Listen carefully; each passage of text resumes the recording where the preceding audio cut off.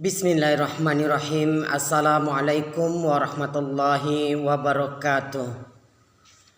Berfikir adalah pelita hati. Berfikir adalah cerminan manusia yang tahu memanfaatkan rahmat Allah dengan akal dan otak.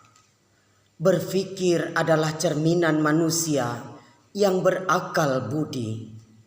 Berfikir adalah cerminan kearifan dan kebijakan. Berfikir adalah cerminan jiwa yang hidup. Berfikir adalah tuntunan hidup.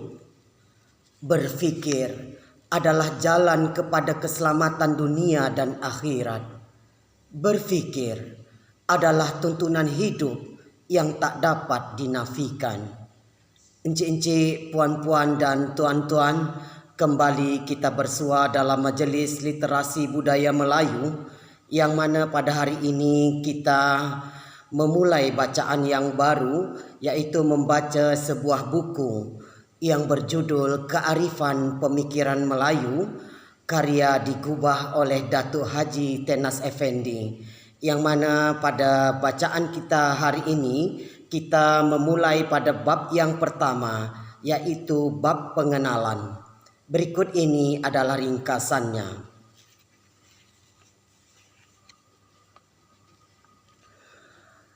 Apa tanda orang yang bijak?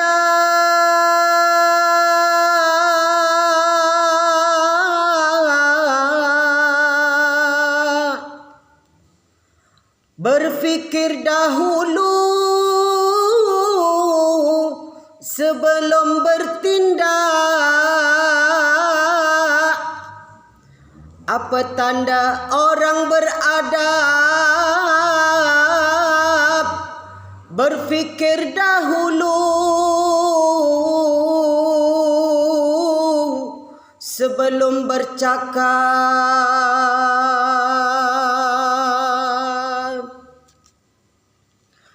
Apa tanda orang terhormat?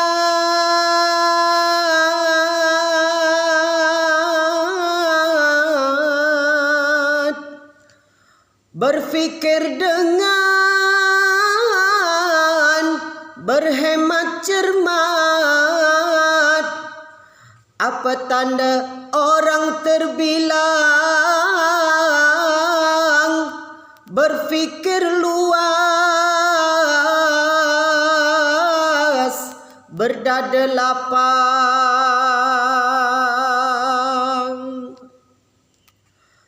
Apa tanda orang yang handal?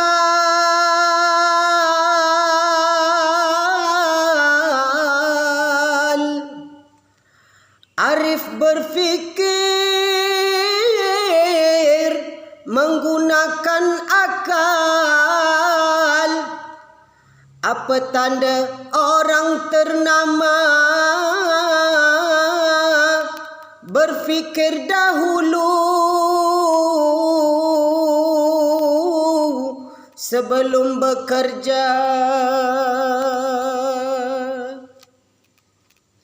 Apabila hidup hendak ternama,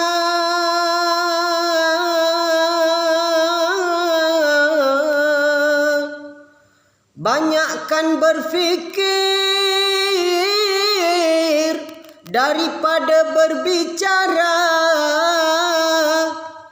Apabila hidup hendak terpuji, berfikir dengan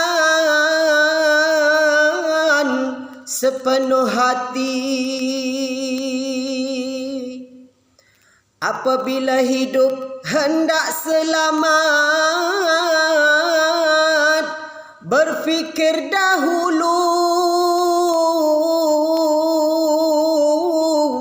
sebelum berbuat.